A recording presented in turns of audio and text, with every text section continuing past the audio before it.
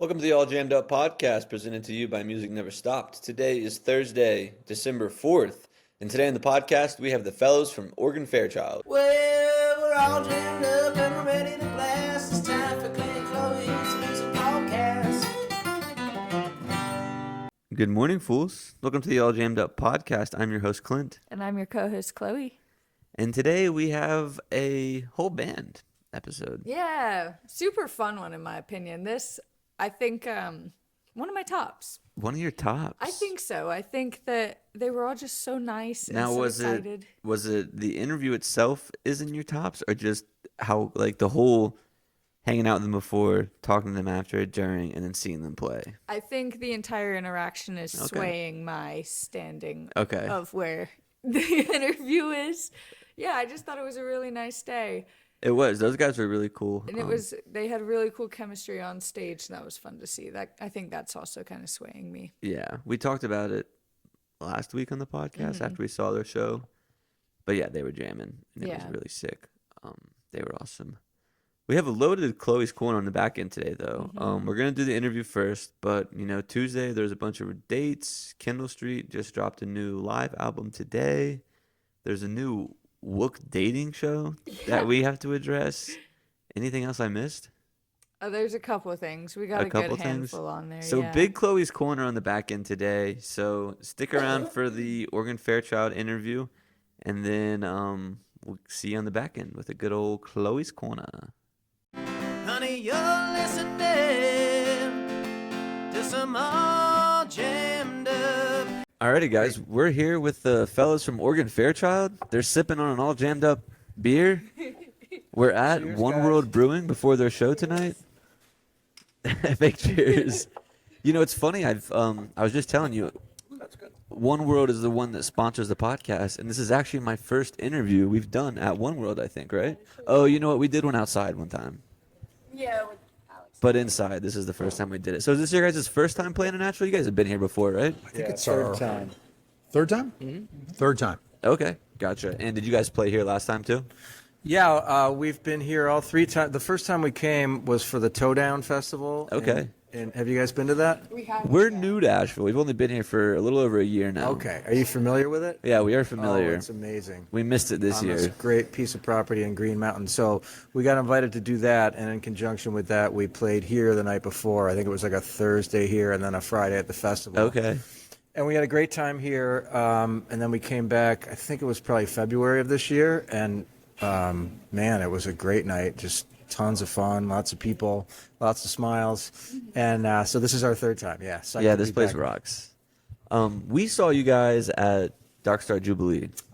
Nice. That was my introduction to Oregon Fairchild. So when you guys reached out to me to do this, I was really, really excited. So happy that we're doing this. I guess to just start off first, where did the Fairchild part of the name come from? Go ahead. That's my favorite thing about doing group interviews is they know who to answer this question. There's a best answerer for each one. I'm probably not, but I can tell my version. Dave can correct me if I misspeak here, but we wanted to have the word organ in the name of the band because we wanted to set it up as not a traditional organ trio, but as an organ trio.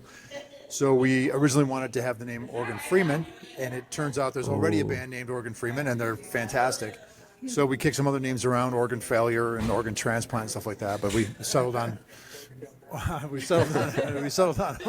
Oregon Fairchild, and we all had Morgan Fairchild posters back in the day. So Do you know who Morgan Fairchild it is? seems fitting. Yeah, you're kind of probably you don't. guys are young. You probably don't. I right? know Morgan Freeman. Right. Which is that's why we wanted that name. Right. Yeah. So Morgan Fairchild is an actress, still is, and was super famous in the 70s and 80s on evening TV and late night soaps and stuff like that. But I mean, super popular. Yeah. And I didn't introduce you guys by name. Go through your names again. Sure. I'm Dave Ruck. I play guitar. Joe Belanti, I play keyboards. I'm Corey Kurtzy. I play drums. Awesome. So 3-piece, drums, keyboard, guitar, but the organ is kind of like the focal point? It can be. It depends on the song, but it sure can be. Dumb question from a podcaster, not a musician. What's the difference between like just keys and an organ? Well, an organ is a keyboard. So I Okay. guess when I think of it, we tend to separate organ out. So if you look at our album covers, it'll say that I play organ and keys. Okay. Keyboards. but they're all keyboards. Yeah. But because organ is in the name, and we do a lot of organ trio, influence types of things, we tend to single that out. Gotcha. And you guys were like all playing in like a dead band like since the 80s, and then started this in 2020. Is that right? Pretty much. Yes. So how did it go from like just being a dead cover band to evolving into what it is now? Well, we had a gig with a friend of ours named Dave Teo, and he asked us to do a gig with him, and we did a sound check, and the bass player and Dave got off the stage, and then the three of us just stayed up there jamming because, we like to just play, and we're not going to go sit around and, hurry up and wait thing, And we were playing and jamming, and it was really fun. And like 2 weeks later, Dave called Joe and I and like, hey, you want to get together and play and, have some beers, some of your new beer that and it just started from there, and it just took off. It's crazy, how, and there was no, like, Dave came with a bunch of originals, which he hardly has ever done since I've known him. He maybe had a couple, and we started doing originals and some covers, and it was a blast. And you guys started like right before the pandemic too. So you guys probably didn't do any live shows for a while. Was it just kind of practicing and like writing originals? Was that kind of the... It's interesting. We started rehearsing at the end of 2019. We had our first 3 shows literally right before. Yeah, like St. Patrick's Day weekend, whatever it was. We had 2 big local shows ourselves, and then we opened for Melvin Seals. Okay. Maybe like 3 days before everything shut down. Yeah. And then we spent, so that whole time when you couldn't do anything, that's when we recorded our first album. We did that. And Corey's got a studio in his basement, and we did an album on our own to make use of the time and rehearse and do what we could do. Now you said local shows. Where is local for you guys? Buffalo, New York. Okay, that's what I thought. So first album, was that all originals, or was it like a mix of covers and originals? That one was all original. Okay, so I want to talk about the newest album, right? Songs We Didn't Write. Okay. So that's not technically the newest album. Oh, it's not? One coming out in February, but of the ones that are out, it is the newest. Okay, gotcha. So you didn't write it. There's Bob Marley, Grateful Dead, Harry Styles on it. Kind of like an eclectic group. How did you guys like come about with choosing those songs? Well, Harry Styles is really the outlier, right? On the record, if you look at the rest of them, it's like the Beatles, Bob Marley, Grateful Dead, Stevie Wonder. So that's all stuff we grew up loving and listening to and playing in bands and stuff. The Harry Styles part came from Corey's daughter, Alexa, who is a huge Harry Styles fan. Okay. And she's also a jam band fan, and she loves all kinds of music. So she was like, you guys should try a Harry Styles tune. And so for those who aren't familiar with our music, we don't sing. So we kind of, anything we do as a cover, we rearrange to be an instrumental. So that always involves like kind of trying to find a new way to play it. We don't want to just play it the way the original artist played it, but without vocals. Yeah. So we always, the covers we do end up playing are sort of things we feel good about the way we've rearranged, kind of come into a new version of. The idea for the album was Pete's idea, though, right? Right, and the idea for the album was my son's idea, who was like, you guys play covers when you play live, and between intervals when you don't quite have enough original music to make album number 3, why don't you do an album of covers? And so I asked these guys about it, and they're like, yeah, let's do it. So the Harry Styles came from Alexa, and I think we made a small playlist of Harry Styles songs. We all listened to them, and the one we ended up with, Canyon Moon, just felt like something we could do our own way and have some fun with. So, do you know that song, Canyon Moon? I don't know that one. No. Yeah. I don't think anyone's ever known it for any of the audiences we've played for, except for Alexa. I just know the Watermelon Sugar High. That's the only one I know. That one we don't do. But Canyon Moon's it's a great song, and it's fun to play. You guys going to play it tonight? We just played it last night, so probably not. Okay. So you guys never sing? Like, even on covers, nothing, you never sing? But we haven't, we've sung in other bands that we played in together, but in this band, I don't know that was like a hard rule that we made, but like, what's going to make us different maybe from other jam bands in that? Now, do you find that sometimes that like can kind of like get the audience out of it? Because I've talked to like other bands that are more instrumental heavy, and they're like, we feel pressure to sing to like keep the audience engaged at time. Do you guys struggle with that too? I guess this is Joe. From my perspective, I think about that a lot, and my youngest daughter and I go to a lot of shows together. So we've been to see Talk, we've been to see Lotus, also instrumental bands. Yeah. At the same venues where, Disco Biscuits would come or Pigeons playing ping pong or whoever. And it's packed. Yeah. And people love it. And I'm like, okay, no, this is okay, what we do. And there is a market for it. There's some people that I think they need vocals. Yeah. That's just their thing, and that's okay. It was interesting. So last time we played here, a lot of my family lives in Charlotte. Okay. And my brother Peter came. He's my second oldest brother, and he's country music, words. Sing along to every song. Yeah. And after he goes, I didn't miss not having lyrics. I thought it was going to bug me. Yeah. So we do kind of pull it off where, even when we're doing a Dead song, we'll quiet down. You'll hear everybody singing it. Yeah. That makes it pretty cool. Pretty Yeah. cool. It's really cool. That's a cool thing. Do you find more conversation in the audience? Because is that a thing where people are yapping a little more? It's, night to night is different. Yeah. We were in Greensboro a few nights ago. I mean, you could feel everybody just leaning in. Yeah. And just hanging on every note. It was. We overplay way too much, so they don't have time. That is a cool point though, playing like a song like I don't know, but like covering like Fire on the Mountain, where like everyone knows the words to it, and like the words aren't there, so it's like you just kind of get to sing them with your people. It's like pretty that's wild. that's a pretty cool really little neat. wrinkle on it. It's a It happened really with cool the thing. Eskimo to us a couple weeks ago. Loosey It was people excellent. sing along. Now, do you guys as musicians ever like find yourself like Westside, like kind of singing it while you're playing? Well, you have to on some parts. Yeah. Like, especially a song like Fire on the Mountain, I'll try to sing it in my head so I know where we are. Yeah. For that, but in terms of singing it out to the audience, I think we're the three of us so focused on the playing and trying to make it as good as it can be. That Now, do you ever are like in like a singing part, like the instrumental of singing, and then you just like go off and do like an improv jam? Does that happen a lot? Oh yeah. Yeah. Yeah. Most of it. Nice. Okay. Constantly. Yeah. The tunes are all vehicles to just improvise and go. So they go different places on different nights. And another thing we do is we never play the same tunes from one night to the next. So the set list is always different. Nice. There's tons of space for it to go wherever it wants to go that night.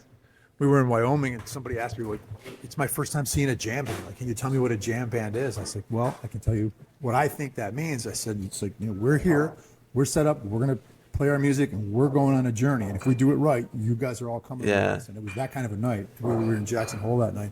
He's like, boy, that makes a lot of sense. And it's like, if we do our job, it's like, it's not us and you, it's all of us together having this experience.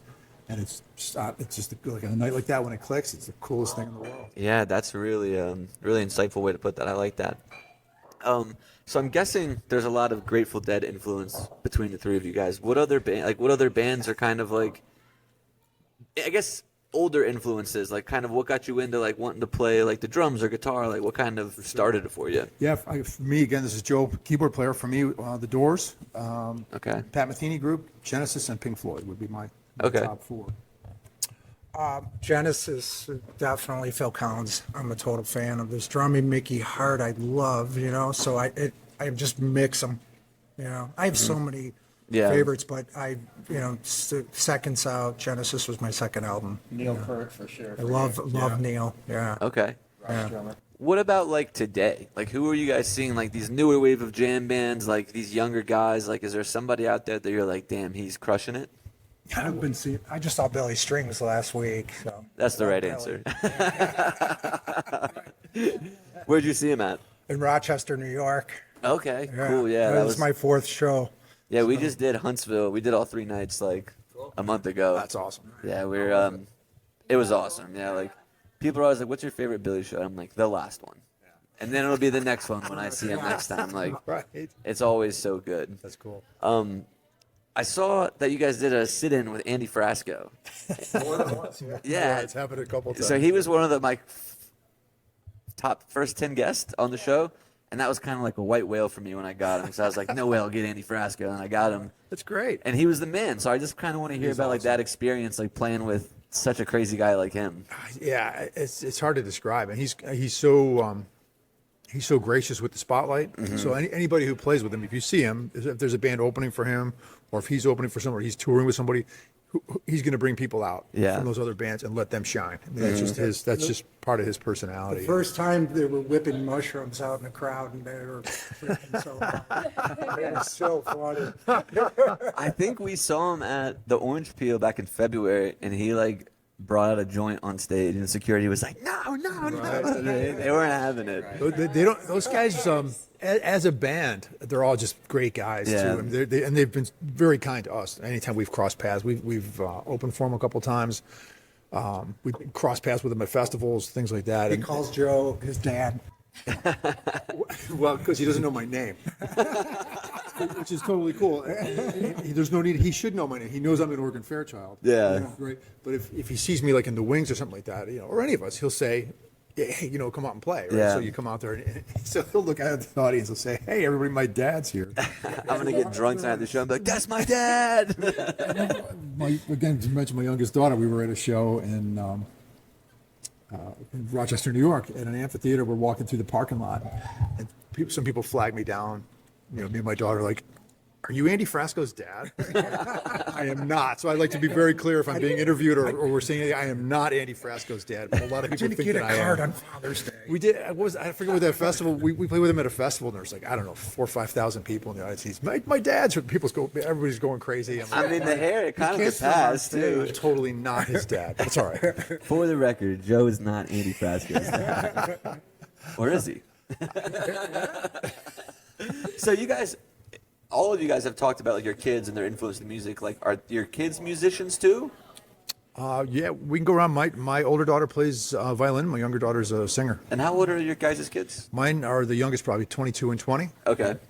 I have two boys, 27 and 24, and the 27-year-old from a very young age, like, just had a musical ear that I never had, So he literally, I remember him picking up my acoustic guitar, which was sitting on the couch, like, before he was 2, and he just strummed all the open. Do you play guitar? Either of you guys? Yeah, I tried. Okay. So he Your strummed 2-year-old across. son was probably better than I am at guitar. He strummed across all the just the open strings, and he said, "This one's out of tune," and he was right. And then, like, before he was even 3, we were listening to Neil Young's "Keep on Rockin' in the Free World," right? Okay. He goes, "Dad, listen to how that bass player just." This is before he'd even played an instrument. Or no, I guess he must have been playing something at that point. But he says, "Listen how that bass player is just hammering that E over and over again." I'm like, 3 years old? I'm like, "Have you ever played this song?" He's like, "No." I said, "How'd you know that was an E?" He said, "Because it sounds like an E." Jeez. So he's got like this built-in ear that I never had. What's his name? I'm going to get him on the podcast. He does almost nothing with music right now. Oh, really? Yeah, he's pursuing a whole different career, and he doesn't even have a guitar where he's living. Like, his guitar is still at our house where he grew up. But anytime he picks it up, he can just kind of like, you see like the wheels turning, like, "Oh, Pete, what was that, that Pat Metheny song or whatever," and he'll just be like, you can see it, and then he'll just find it, Now, as a musician, that. I imagine, like, as a musician, that probably bums you out a little bit. But as a father, you're just happy to see him doing whatever he wants to do. It's amazing. There's nothing, no bummer about it. No, incredible. I think Dave's downplaying his own ability to do the same thing. He's got a great ear as well. But if I've got a chord I can hear on some recording and I can't figure out what it is, I'll text it to those guys and they'll tell me, yeah, it's an E, an A flat, a B, and a D or whatever, whatever the notes. They'll just tell me, I'll go, oh yeah, that works, and it's always right. That is cool, man. So what, like, obviously the emphasis of the band, I mean, maybe I could be wrong, but it seems like organ's kind of like the emphasis of the band. Is that? I don't know. It started that way. I don't like to think of it that way. Because I don't want to limit us. Yeah. In that sense, like when Dave first called me about it and said, "Hey, what do you think about starting an organ trio?" My actual first question was, "What's an organ trio?" And he says, "Oh, like Booker T and the MGs and Jimmy Smith." I'm like, "Oh yeah, that's cool." So in my head, when we first started talking about this, like, we're going to learn some cover tunes. We'll do Green Onions. We'll play some corner bars. We'll make a few $100, right? I wasn't thinking we'd be in Asheville talking to you guys, right? And then we started looking at, Dave had written a bunch of tunes, and we started looking at those. And so I like to think of it not so much as it's organ focused, but it's music focused. Okay. And whatever's right for that song that we all agree on is the way it goes. So there's some tunes I play piano as a focus, from a keyboard standpoint, and a lot of the tunes are guitar focused, and Corey and I are supporting that. So it's it really kind of varies. I'd say one constant theme is this hand. Okay. from him because he plays bass. He's our bass player Okay. with his left hand. That's sort of the whole concept of an organ trio. It's an old like jazz format from the 50s and 60s where you got a guitar player or a sax player as sort of like a melodic instrument.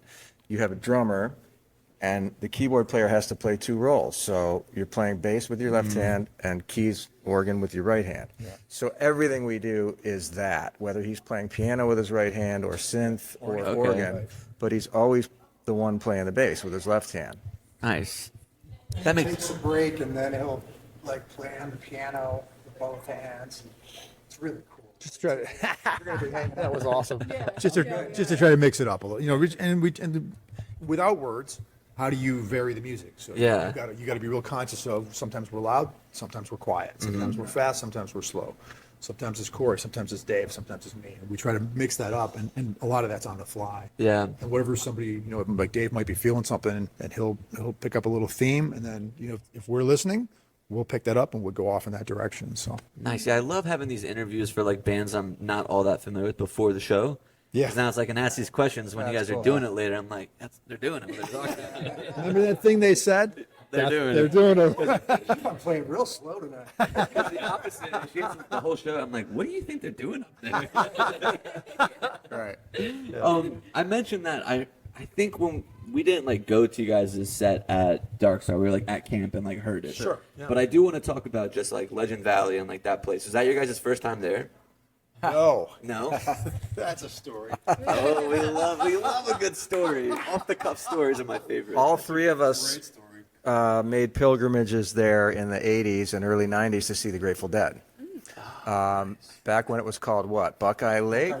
Buckeye Lake. So we've all seen Grateful Dead shows. And where the together or separately?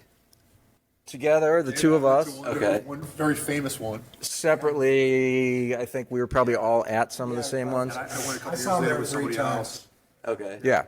So, but the cool thing about so that was our first time at Dark Star Jubilee. The stage was, they told us, only about 100 feet from where the stage would have been when we came to see the Grateful Dead. So we were literally standing almost in the exact same spot.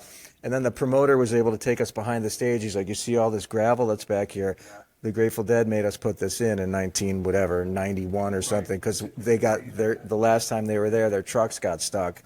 It was a really wet night and they couldn't get out. So they're like, the only way we're coming back here is if you line that whole thing with gravel. So they're like, this gravel here is from the Grateful Dead. That's so this year we can't complain about the gravel. Yeah, we're barefoot people, so we're like, we want to have our shoes off, and I'm like, are you barefoot right now? Well, I have to go work after this. So I work at a restaurant, and I was like, hey, don't put me on the schedule for a little bit, take some time off. And they're like, yeah, for sure. And then last night they're like, hey, can you come in from like 6 to 8 to help us with this rush? And I was like, I got an interview at 5 and a show afterwards, but I can fit you guys in. So I got my real shoes on today. That's funny.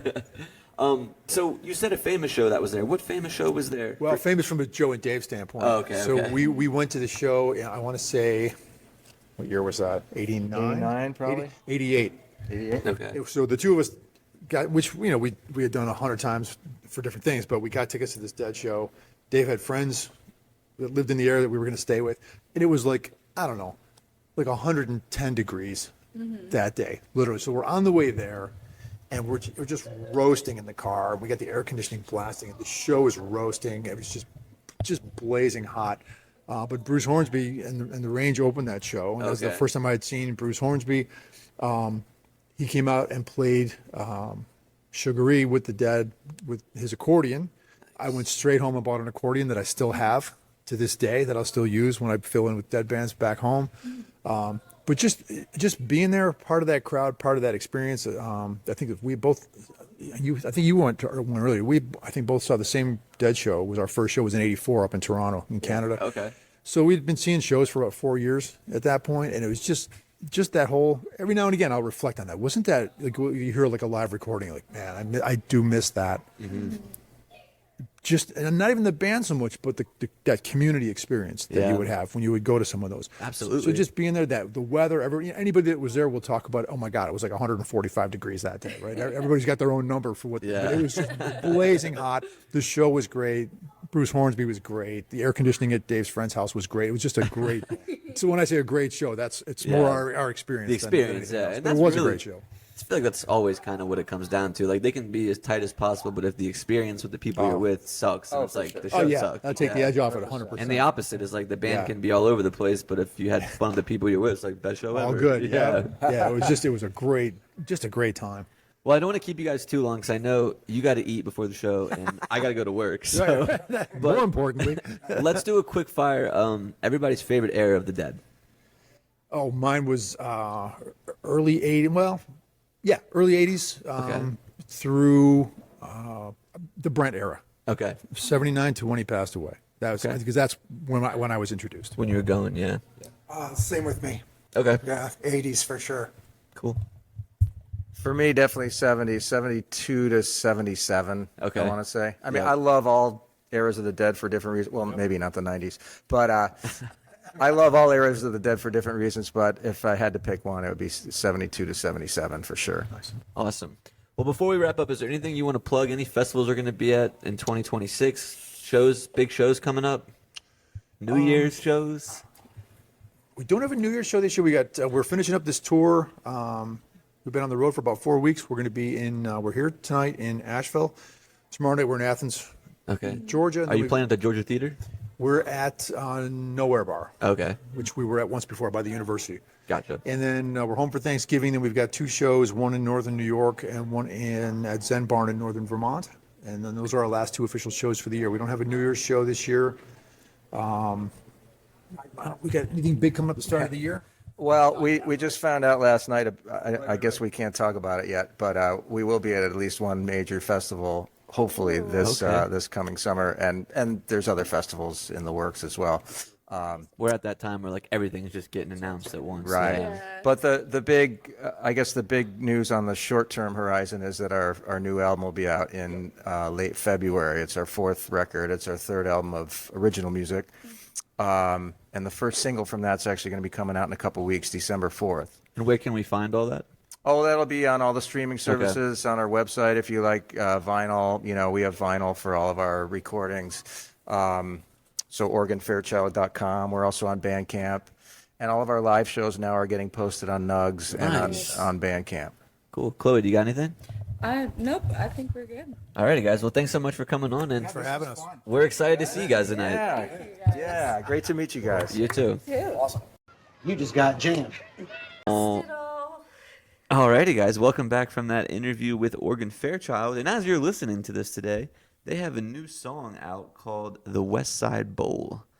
So go stream that on all platforms. Yeah, go listen to it. We'll be listening to it at the same time. I'm excited. Nice guys. I got super distracted at the beginning by the 2 big gray pit bulls outside our window. Little pits. Another cool thing about that interview that I didn't mention in the intro. Sometimes those full band, granted it was only 3, but the full band interviews can kind of be difficult sometimes to keep the conversation flowing. But I felt like they did a really good job and a good job of passing the mic around. Yeah, I agree. I don't think there was any weird bits with the audio. They were pretty good with passing. But interview aside, we have a big multiple topics on my Chloe's Corner list today. Yeah, you're running the show today. Yeah, so we'll start with Kendall Street because they just put out a new live album. We just listened through it. It's out as we're speaking right now on Spotify. As we're communicating, and I believe it's from all different live shows, an accumulation of songs. I think it is because the last song has Andy Thorne, which was in Colorado, I think. Or I don't know if it was in Colorado, but it was when he opened for Keller Williams. And then one of the songs is from The Cave. It was from The Cave I remember when the one went, woo, woo, woo, during Porridge. That's The Cave song, if you get to it. But fun album. I did have, I had a couple notes on it. They played the song Petrified. There's a sick ass jam in that. It's kind of a bit heavy / dark on the I think it vibe does of it. Kendall Street justice too. I think a lot of their studio stuff is just there's not, some of the older stuff I feel like does, but there's not a ton of jamming on some of the stuff you see on Spotify. Yeah. And they do numbies on Spotify. They Yeah. have 92. I saw it earlier today when I was looking at it, but they do 92,000 monthly listeners. Yeah. So showcasing their jams a little bit, I think, is a good thing for them because they can jam. Yeah, and it was definitely jam heavy, and it was Yeah, it had like a darker feeling to the. Brian got a couple collection. stand-up bits in. Yep, there was a sick sax and banjo battle on that song with Andy Thor. That was fun. Thorn. I put Thor. Thor, like the superhero. Yeah. I And also Lewis put- was like in that song too. He was like mouth banjo contest. he? Yeah, they were like going back and forth. That's fun. I love a little mouth instrument. A little kazoo. He was just like talking. I don't really know if it was considered. He was just making noises with his mouth. Yeah, that's fun. That's a good time. It is a good time. We could okay. TV shows. TV shows. I was gonna hit. I saw you had commented back to Andy Frasco on Billboard's top 50 rock bands. Oh yeah, let's go through that real quick. You want to go through that? This is Billboard, and is it This all is time Billboard American? of all time. Okay. Can I guess a few of them? Okay, yeah. Do you want to start from Yeah, I say number 1 is probably the Beatles. number 1 is the Beatles, Number 2 would be like Pink Floyd. Rolling Stones, I was gonna say that, and I was like, no way. Pink Floyd's 4. Led Zeppelin's 3. Yeah. 5 is probably like. Is it a heavier band? No. No. Give me a hint. My grandpa likes them. The Who? No, almost. Same vibe. Who is it? Queen. Queen. Okay. Different vibe. Yeah, Different I don't know. vibe. They're both British. All right, keep going from there. Okay. 6, Fleetwood Mac. Then U2, Sly and the Family Stone, Black Sabbath, Nirvana. Top 10, Nirvana. I was gonna throw Black Sabbath at 5 when I asked if they were heavier. U2 at 7 is high. I feel like. My parents love U2. I just base it on how many times they've seen U2, and they've seen U2 a lot. Okay. 11 is The Who, 12, Metallica. Grateful Dead is 16. 16. Okay. I mean, Radiohead is 20. to me, Grateful Dead is higher, but I guess like when you're doing the Billboard thing. I would say 15 is pretty generous. On Billboard, Yeah. grand scheme of things. Do you hear that dog crying Yeah, downstairs? I'm ignoring Okay. him. He's fine. He went out 20 minutes ago.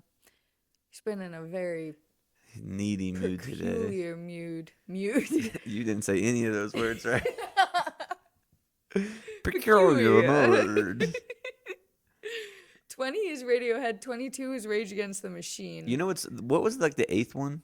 Sly and the Sly and the Family Stone? I've never heard of that in my life. Sly and the Family Stone. And then Guns N' Roses is 23. I don't know who's making this list that put Radiohead and Rage Against the Machine in front of Guns N' Roses. Personally, it's a bit confusing. Oh, so it's like an old R&B band. I gotta check them out. Allman Brothers, 28. And then we have all the way up at number 50, but we still made the list, the Red Hot Chili Peppers. Hold on, I'm gonna play this song real quick, 'cause I think I might maybe know it actually. I think we'll both know it. Earth, Wind, and Fire is 42. Yeah. We know this song. Do we? I'm not there yet with you. I want to thank you for letting me Oh, be that's that. Yeah. myself. Okay, stop it Yeah. before we get flagged. But now that I know. Oh yeah, sorry guys. We had to get there. But okay, well. It's the only one of theirs I know, I feel, so whatever. I mean, that's the only one. That was the first one that came up. I'm sure we know other ones too. Yeah. That yeah. song is a banger though. But fun list. Glad Red Hot Chili Peppers are still Can I see it real quick while relevant. you're holding it? Yeah, it's 2 photos. I screenshotted them. Paramore 31. The Eagles 35. What do you think, Brandon? No Doubt 43. Shouts out, No Doubt. The Cure 49. I feel like they should be higher. The Clash 18. The Beach Boys I think should be higher. You think so? What are they, like 19 or something? They're 19. Yeah. Mhm.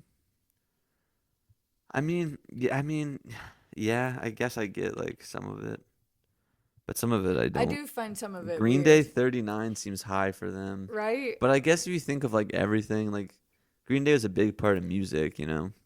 So, side debate that Clint and I had earlier is Kesha mainstream. I say no, but she's on the Bonnaroo lineup. I think the Bonnaroo, okay, lineup. What do you think is mainstream then? Mainstream, like current, like prevalent. Kesha is not that prevalent. But it's still like mainstream, like music.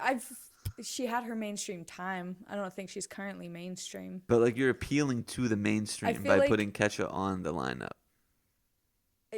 I guess our demographic. You couldn't go much younger than us and appeal to them with Kesha. That's why they had fucking Olivia Rodrigo last year. I think that Bonnaroo probably still caters to closer to people our age. You think so? Like 20, I bet like They didn't last year. Last year was. Olivia Rodrigo's bangers. I bet they're. But aside from her, I feel like last year when we were talking about going, I wasn't really all that interested in going. This year I would probably. We're probably swing a day like or just two. now outside of the main, like the target. It's probably like 24 to 30-year-olds. So I guess I'm still in it, but Still there. like people that are just out of like people working. People that have money and don't know what to do with it. Yeah, pretty much. That's kind of like who I feel like Bonnaroo's target is. Yeah. Yeah. They had Turnstile on the lineup, Turnover, Grizz. Who else did they? Mountain Kesha, Grass you Unit. know. Mountain Grass Unit, yeah. I can pull it up real quick. Yeah, hit the highlights for me. But we had a little side argument because I had said that it's not that mainstream this year, which I don't think it is. I feel like last year they catered to a younger crowd. It The felt like. Strokes, Grizz, Turnstile, Mount Joy. Rainbow Kitten Surprise again because they They can't. are on there. Little John is on there. I mean, it's not as much like I don't know what's on. I say it's not as much radio music, but I don't know what's on the radio. Yeah, that's true. I don't listen to radio. Like I don't just- even know who Teddy Swims is. My mom likes Teddy Swims, but I did see something the other day.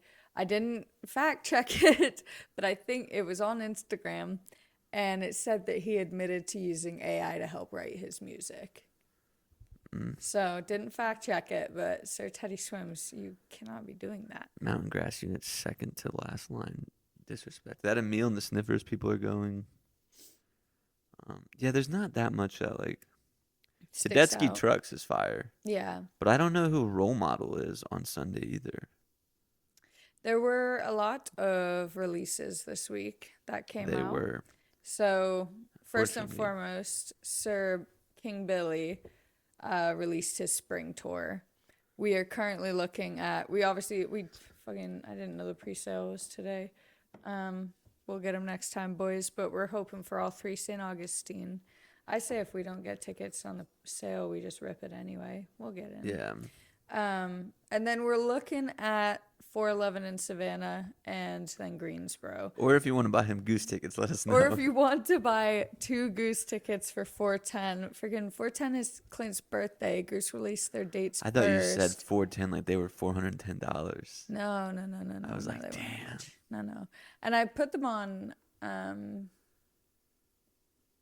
on cash or trade, but I put them for what I bought them at, which was a bit above Face. Yeah, face. But there's And no so face they took tickets it. right now, right? No, there's none. Did you get any bites on Cash or Trade? No, they suspended it for Why? posting it above face. I Uh, was like, oh, okay. I was like, just because I was an idiot and paid more. that's a bummer. That's like, cause it's so like it's hard to tell. Who'd you buy Yeah. it through? Like StubHub or something? StubHub. Yeah. But it's okay. But yeah, Billy released a 410 date, of course, and that's Clint's birthday, and we were a little bummed about that, but we'll still have We'll fun with figure it Goose. out. Yeah. King Giz announced a New York City residency. I feel like that would be fucking 3 days, right? sick. I think something like that, yeah. They're I feel doing their that would be Field so of Vision cool. thing too. I saw that. Yeah, 2.0 or something. Here he comes, this little snot rocket. And then Fish announced the Sphere too. Fish for the Sphere. I think that's in April and then the first weekend of May. Widespread Panic is going to St. Augustine in March. That would be pretty sick. That would be cool. I really just love that amphitheater. That is a sick amphitheater. So lots to look forward to. Lots Yeah, to that's a save busy up for. Tuesday. That was a fucking huge Tuesday. You know, there's Black Friday, Cyber Some Monday, Tour date Tuesday. Tour Date Tuesday. That's just the way it went this year, I guess. It is the way it went. I'm excited. Definitely going to be at St. Augustine. I would assume all 3 days. But One I way personally or don't wanna miss another. we were scrolling YouTube the other night and we came across a video from 17 years ago of Sir Victor Wooten. That shit was gnarly. He was doing a bass solo I don't have the name of the video. It was with Bela when he was playing with Bela Fleck and the Flecktones. Yeah. He was playing Amazing Grace, and I've never seen a bass played. Did he start playing with Amazing Grace, or He go started into some other it? song and then went into Amazing Grace. I've just never seen a bass played that way. Yeah, he was going crazy Yeah. He was changing the tuning on it while, while he was playing. Yeah, Crazy. Honestly, I'll get on the Victor Wooten train. I was very interested. it was like captivating watching. Yeah. Yeah, it was really Yeah. good. We did just kind of sit there for a bit. He did because he would do something really slow that you're like hanging on the next note, and then he'd go into something like super funky, just like a snap of a finger. It was so fast. Yeah. Yeah, it was awesome. So I'm going to go down the research train. I'm going to figure this man out.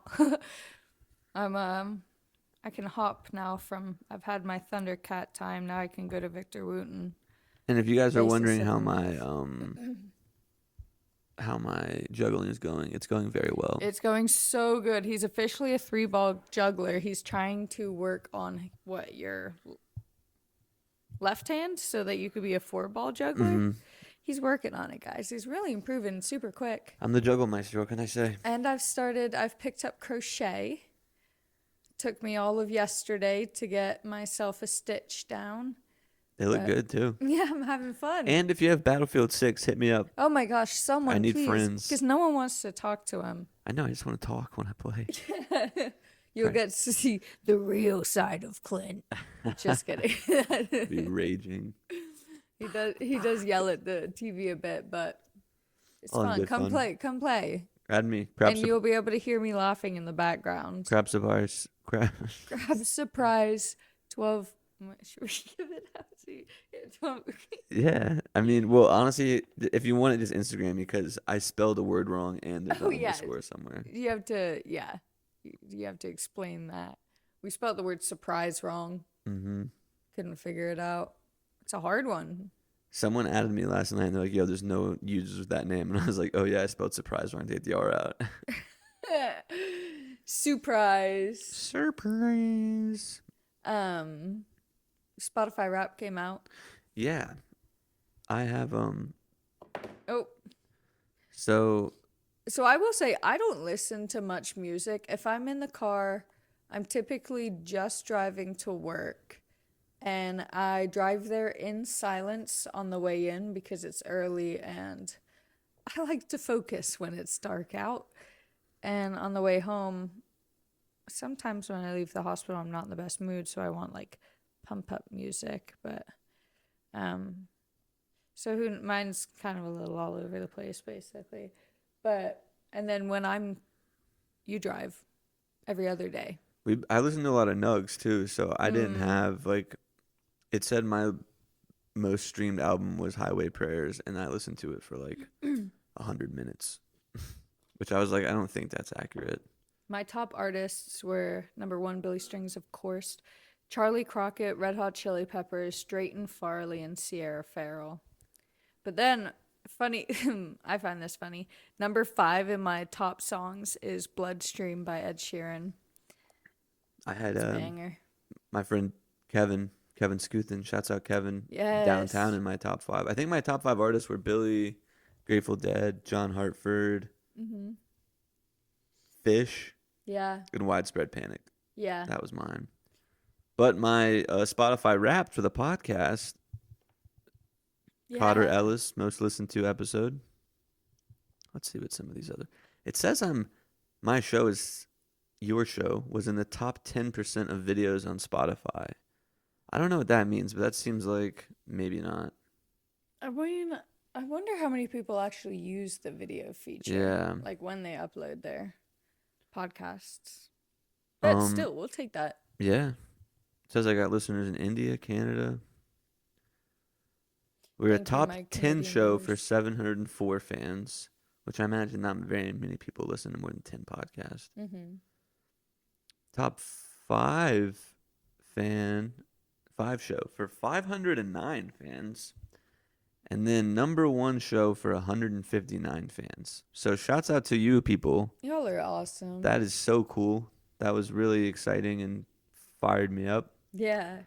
That is so awesome. So yeah, to all the people that listen to it. Oh, if you guys want to know what they say you listen to, number 1, Grateful Dead. This is top artist of the people that listen to the podcast.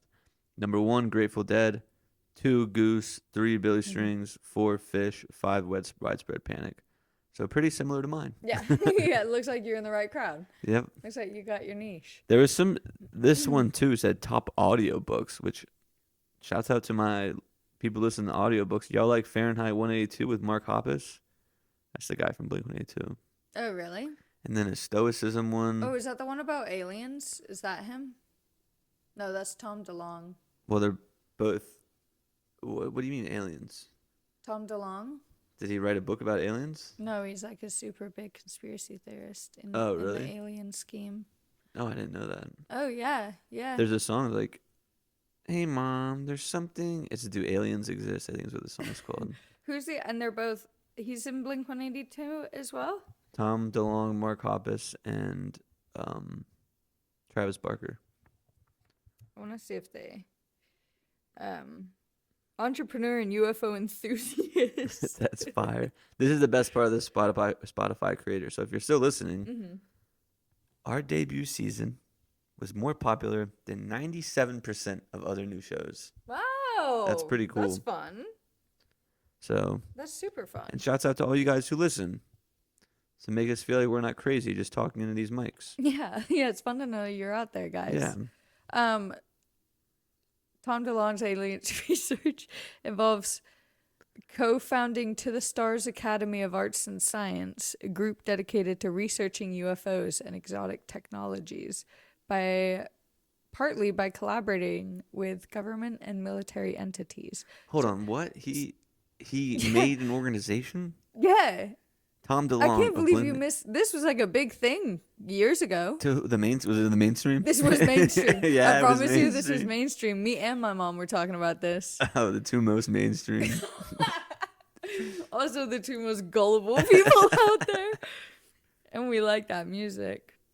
Yep. So he's obsessed. I wish I fucking knew more off the top of my head so that I can wow you with it. But yeah. I mean, you just had a computer in your hand. You could have given me something to wow me. You know when like you have to find information really fast and so you just scan the information you don't actually read? Don't do that. I try to look at the page and obtain the information. Well, when I like, can't get that. I don't understand this. I'm swiping too fast. You're choosing to swipe that fast. You can swipe a little 'cause slower. I have to get to it and then it takes too long. Get to what? It's right there. It's right in front of you.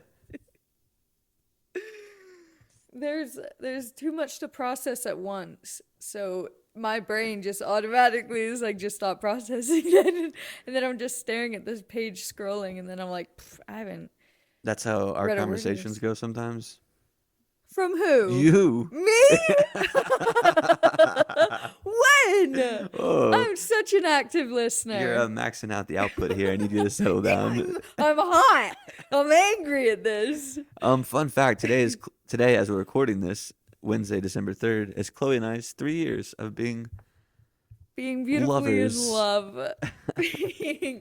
being sex crazed maniacs. Oh my gosh. You're out of Yeah. control. We're gonna go get dessert somewhere tonight Oh. from a local, who knows where, local dessert spot. Maybe Maybe the kitchen to get the cookies. Oh so I man, go back to my game. I did. I made some bomb ass Christmas cookies, ladies. If you're listening, men, if you're listening, and you want the recipe, I made hot chocolate cookies with marshmallows. Oh, and then I made. Probably shouldn't have done that. Too late. And then I made Christmas kitchen sink ones. Those ones are good. I should have put pretzels though. I put onions. Lay's. I put and honey mustard probably. I put because that's all that's in our kitchen sink. But anyway, they're good. If you want the recipes, let me know. Honey mustards in our kitchen sink. No, we actually don't own any.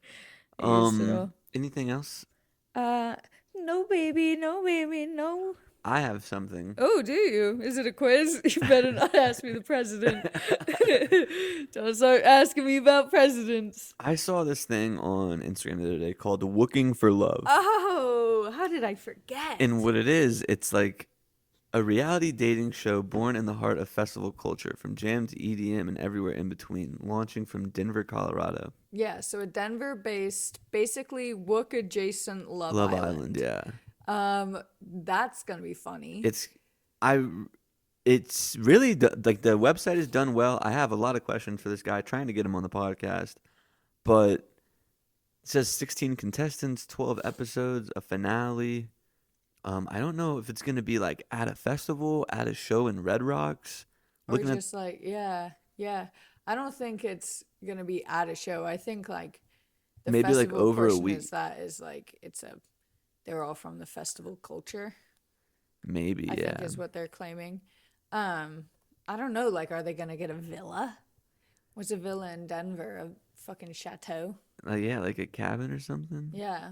Oh man, that's gonna be fun. They, I guess, take each other on dates. I don't know. We're gonna find out, guys. We're gonna figure out how Wooks find love. It's a great idea, though. I think. I think it's gonna pretty be funny. really funny. Yeah, and like he makes a note too. He's like, the humor is self-aware but not affectionate. It laughs with the culture, not at it. And I was like, that's nice, because people probably will see it. Yeah. I think it's just being funny, but Yeah. I think it is funny, but I think it can also be pretty entertaining. And like, I'm not into dating shows, but like, who knows? Maybe I'll watch it. It's gonna be like other dating shows. Actually, we whereas watched the Drewski one. We did. and that's kind of the same We couldn't watch the finale of that. No, though. they were wilding They out. were too. They were loud. They were just yelling at each other. It was a bit too boisterous for our likes. Yeah, but it was funny. But this should be a lot more entertaining. And yeah, hopefully we can get him on the podcast to And kind of talk fucking about it. People in Denver, you know what they say. What do they say? Don't know. I don't know what they say about the people in Denver. I'm sure they're Yeah. nice. We have a friend that lives in Denver. Well, does he live in Denver? Denver, Jake. Jake. I don't know. I've never been to Colorado. That's a place I want to go to. But yeah, we'll try to get that guy on for just like a quick little Q&A. Or maybe it'll be a full interview. Who I knows? don't know if he has a girl and if she's a wook. And if they... I don't think you're I feel making a like- show called Wookin' for Love, and if you have a partner, she's also not a Wook adjacent. Yeah. The term Wook, though, is so ambiguous. Hopefully it doesn't... Yeah. Hopefully it doesn't get into the wrong hands. Is that all? I'm sure it can be. Got a new water bottle this week. Check it out. Stanley Girly. I like that handle. Fucking ergonomic. Kind of a crazy bottle. What do you mean? It's just skinnier than yours. Yours is just stouter. Yeah. Mine's a working man's. Seafoam. Guava. Papaya punch. Seafoam. That's not seafoam. Seafoam is a bluey green. Not if the ocean's greeny red. blue, Not if you're in the depending. Red Sea and the ocean's red. Then it's ocean foam. Seafoam would be Do you think it's actually this red? color. Is there clay in the bottom? No, there's the blood. The blood of man. Alrighty. Should we wrap up? Yeah. Alrighty, guys. Let's see. Do we have anything else? I don't think so. Song of the week. Oh yeah, how did we forget about that? Man. So well, thanks for staying tuned there, guys. Yeah, well, yeah. Jeez Louise, look, we Song almost of the didn't week. make it. Almost forgot. Song of the week. Song of the week. Thanks Song for of the staying. week. My Also, before we start that, no one hit me up about my segment idea for Monday. guys, come on. I'm trying to do another fun segment for Monday, but Maybe do a Q&A on a story. Or not a Q&A, like a poll. poll. Yeah. Mm. Or like a write-in segment ideas thing. Yeah. Okay, song of the Song week. of the week, song of the week. Hey. I have, by our friend Mustang McGee, the song For a Long Time. Okay. We were listening through his vinyl the other day. He's got such a good voice. He does. He's got that, like, kind of bit jazzy. He's fun. Jazzy Saxton Waller. Saxon Waller. I like that album of his. We should play that through again today. But that's my song of the week For a Long Time. Okay, and I'm gonna do from Kendall Street's new record, Bird Song. I think Nice. maybe I've talked about it on the podcast before, but I like stumbled across Kendall Street at a frat party when I was in college, like first getting into the Grateful Dead. So that was like the first time I heard the Grateful Dead like live, or like an iteration of it live. And I can't remember because I was pretty drunk and it was over 10 years ago, but I'm pretty certain it was the song Bird Song. So that's your song. came out, new album. Check the album out. That's my song of the week. They'll both be in the playlist. Which, if you haven't checked out the playlist, do it now. It's in the description of this. We got a good handful of songs. You could like, get to your local grocery store with it. You can get to work and back close to. Yeah? Maybe. And back? Maybe. after Well, it depends these how far ones. you work. If you work 30 minutes or 15 minutes away, I don't know. Yeah, you could probably get work and back. I probably get to work. Yeah. But, yeah, so what was your song again? Mustang song? Mustang song for a long time. For a long time, and Bird Song added to the motherfucking playlist. Yeah.